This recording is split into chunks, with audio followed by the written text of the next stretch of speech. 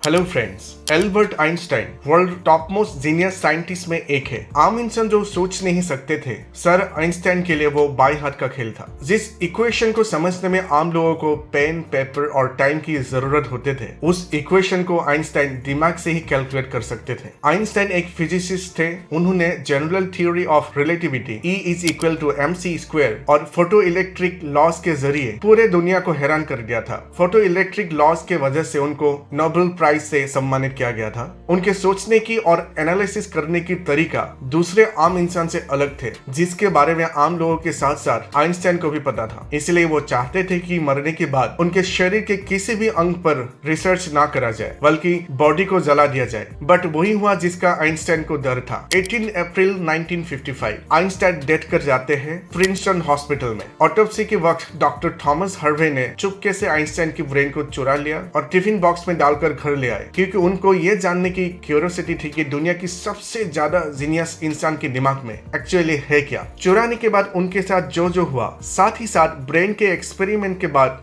Doctor को जो मिला, उससे डाउट क्लियर हो गया कि आइंस्टाइन के दिमाग आम इंसान से अलग थे। ऐसा क्या था आइंस्टाइन के दिमाग में, जानने के लिए पूरे वीडियो देखिए। चैनल में पहली बार आए हैं तो चैनल को सब्सक्राइब, लाइक और शेयर कीजिए।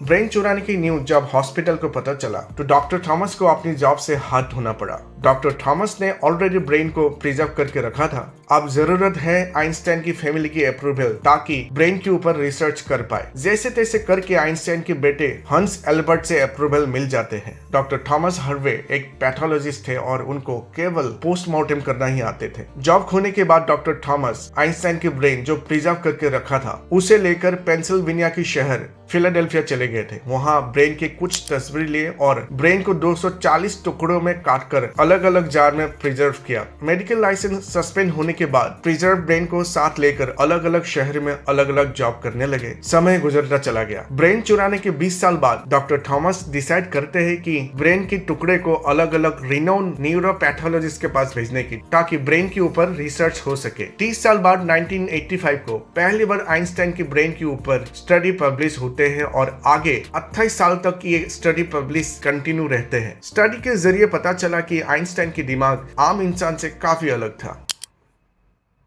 ह्यूमन ब्रेन दो भाग में डिवाइडेड है, left part and right part. Left part को लेफ्ट हेमिस्फीयर और राइट पार्ट को राइट हेमिस्फीयर कहा जाता है। लेफ्ट हेमिस्फीयर शरीर के राइट पार्ट को और राइट हेमिस्फीयर शरीर के लेफ्ट पार्ट को हैंडल करते हैं। Left hemisphere analysis, logic, writing ये सब हैंडल करते हैं और right hemisphere imagination, creativity, music ये सब हैंडल करते हैं। आमतौर पर लेफ्ट हेमिस्फीयर और राइट हेमिस्फीयर की साइज एक ही होता है, लेकिन आइंस्टाइन के मामले में लेफ्ट हेमिस्फीयर राइट हेमिस्फीयर से 50% बड़ा था। इसलिए आइंस्टाइन के लॉजिकल और एनालिटिक पावर आम इंसान से बहुत ज्यादा थे। ब्रेन के दोनों पार्ट को जोड़कर रखते हैं ब्रेन के अंदर एक स्ट्रक्चर, जिसको कॉर्पस कॉलोसम कहा जाता है। लेफ्ट ब्रेन से राइट और राइट ब्रेन से लेफ्ट ब्रेन को सिग्नल पहुंचाने में ये मदद करता है। सिग्नल जितना जल्दी पहुंचेगा उतना जल्दी बॉडी के पार्ट काम करता है। जैसे आप कीबोर्ड से कुछ लिख रहे हो दोनों हाथों से, मान लीजिए लेफ्ट हैंड से कुछ गलती हो गया तो तुरंत राइट हैंड उस गलती को सुधारने की कोशिश करते हैं। यहाँ लेफ्ट हैंड की गलती जो राइट दिमाग कंट्रोल करता है, वो तुरंत लेफ्ट ब्रेन को सिग्नल भेजता है। As a result right hand जो लेफ्ट ब्रेन कंट्रोल करता है, वो लेफ्ट हैंड की गलती को सुधारते हैं। ये सिग्नल ट्रांसफर होता है कॉर्पस कॉलोसम के जरिए। आइंस्टाइन के कॉर्पस कॉलोसम के साइज आम ब्रेन से ज्यादा है, मतलब उनके लेफ्ट और राइट ब्रेन के बीच स्ट्रॉन्ग कनेक्शन थे, जिसकी वजह से आइंस्टाइन के कॉम्प्लेक्स एनालिसिस पावर आम इंसान से ज्यादा थे।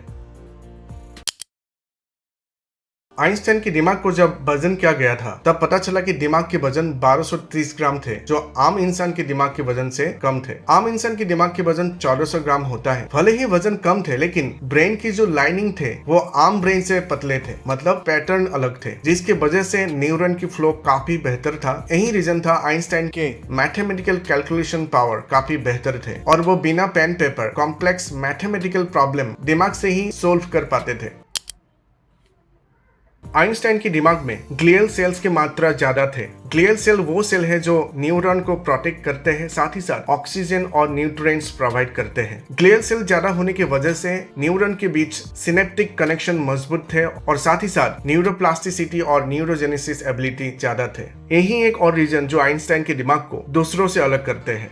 अब क्वेश्चन यही है कि क्या आइंस्टाइन स्पेशल दिमाग के साथ पैदा हुए थे? Answer is no. आम बच्चे 2-3 साल की उम्र में ही बोल पाते हैं, बट आइंस्टाइन 5 साल की उम्र तक बोल नहीं पाते थे। जब बोलना स्टार्ट किया तब भी ज्यादा नहीं बोला करते थे। आइंस्टाइन की मेमोराइज करने की पावर बहुत कम थे और वो हर चीजों को लॉजिकली समझते थे। इसी की वजह से एग्जाम में मैथमेटिक्स और साइंस में सबसे ज्यादा और बाकी सब्जेक्ट में कम स्कोर मिला करता था। 14 साल की उम्र में वो इंटीग्रल और डिफरेंशियल कैलकुलस की मास्टर बन चुके थे। 26 साल की उम्र में वो 4 रिसर्च पेपर सबमिट करके दुनिया को हैरान कर दिया था, जिसकी वजह से वो डॉक्टरेट डिग्री हासिल की। आइंस्टाइन यूनिवर्स के रूल को एक लॉजिकल कैलकुलेशन के जरिए एक फॉर्मूला में बंद करना चाहते थे बचपन से। As a result E=mc² formula दुनिया को मिलता है, जिसके बिना फिजिक्स और ये यूनिवर्स के ज्ञान अधूरा है। हर चीजें बचपन से ज्यादा लॉजिकली सोचने की वजह से ही उनके दिमाग उसी के हिसाब से डेवलप होने लगे और दुनिया को एक अनोखे दिमाग वाला साइंटिस्ट मिला। उनके ब्रेन के टुकड़े अभी भी यूएस के द मटर म्यूजियम में प्रिजर्व करके रखा हुआ है। धन्यवाद।